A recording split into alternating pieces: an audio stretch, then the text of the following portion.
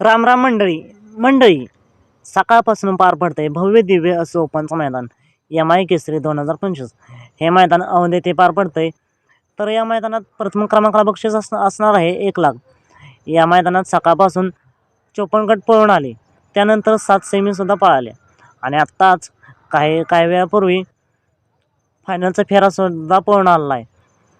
तर या मैदानाचा प्रथम क्रमांक कोणी पटकावला, 1 नंबरचे मानकरी कोण झाले, हेच आपण आता या व्हिडिओमध्ये पाहणार आहोत. तर व्हिडिओ शेवटपर्यंत नक्की बघा. या मैदानात मित्रांनो महाराष्ट्राचा लाडका दशमिंद केसरी बकासूरसुद्धा आला होता. त्याचा पायरा होता वेगाचा शेवट स्वर्गीय रणजित सर निंबाळकर यांचा पंचम हिंद केसरी सर्जा. हे जोडी आपल्याला 26व्या गटात पळताना पाहायला मिळाली. 26व्या गटात या गाडीला चांगलाच वेग लागला होता. चांगल्याच वेगात, तुफानाच्या वेगात फरकाने निर्विवादावरच्या सुखात गटपात झाली आणि सेमीसाठी पात्र. त्यानंतर सेमी क्रमांक 6 मध्ये तास नंबर 5 वरून तिथे सुद्धा निर्विवादावरच्या सुखात तुफानाच्या वेगात सेमीसुद्धा पास झाली आणि फायनलसाठी पात्र.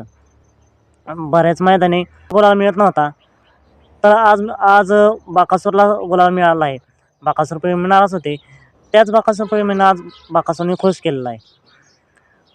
तर फायनलला आलं तास नंबर 2 नंबरच्या तासावरून ही गाडी पळाली. गट आणि सेमीला जसं निर्विवाद वर्चस्व केलं होतं, फायनलला सुद्धा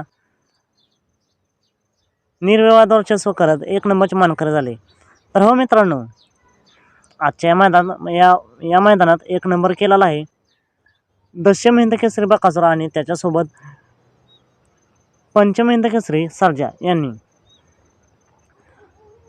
आजच्या या मैदानात 1 नंबरचे मानकरी तसेच 1 लाखाचे मानकरी सुद्धा हे जोडी झालेले आहे. गुलालाच्या प्रतीक्षेत असणारे बकासूर प्रेमी आज खुश झालेले आहेत. तर बकासूर आणि सर्जा तसेच त्यांचा ड्रायव्हर